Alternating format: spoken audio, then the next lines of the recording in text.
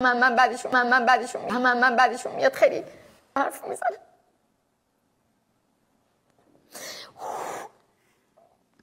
آنتنه هایی که هست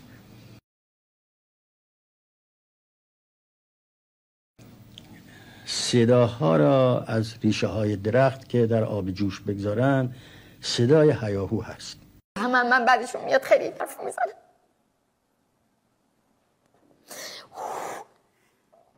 ما امروز یکی از مشکلاتمون که من بعدشون میاد خیلی زاخیته خیلی اوزاخیته. من بعدشون میاد رفیق بودی برام وای رفیق با مرا. I'm sorry. No.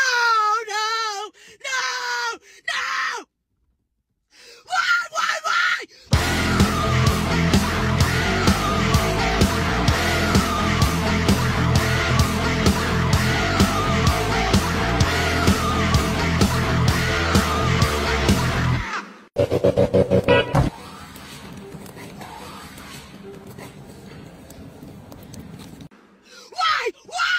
Why? Do you really hate me that bad?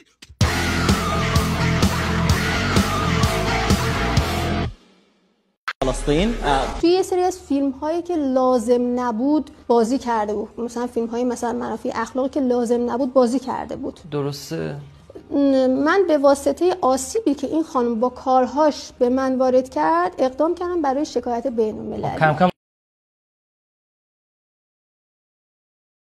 کم دارم پیدات میکنم. خب که دادگاه تشکیل بشه، دادگاه عادل. این روندش طول میکشه. میدونی نه تعریف کن. خب این دادگاه اگه در آینده تشکیل بشه ایشون محکوم نمیشه به خاطر اینکه تو کشور آمریکا بوده. آره. ولی به من غرامت هنگفتی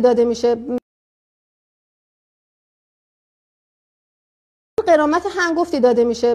بر پایه حالت بشر دوستانه و حقوق بشر.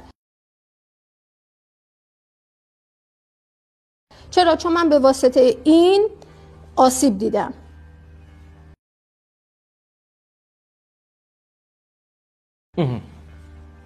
متوجه. و اینو عملا داخل فضای اجتماعی عنوان کردم که من از این خانم اقدام کردم برای شکایت.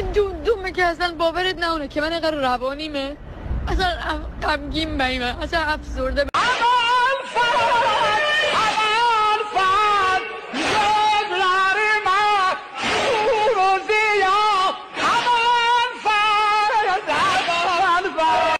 من بعدشون میاد خیلی حرف میزنه.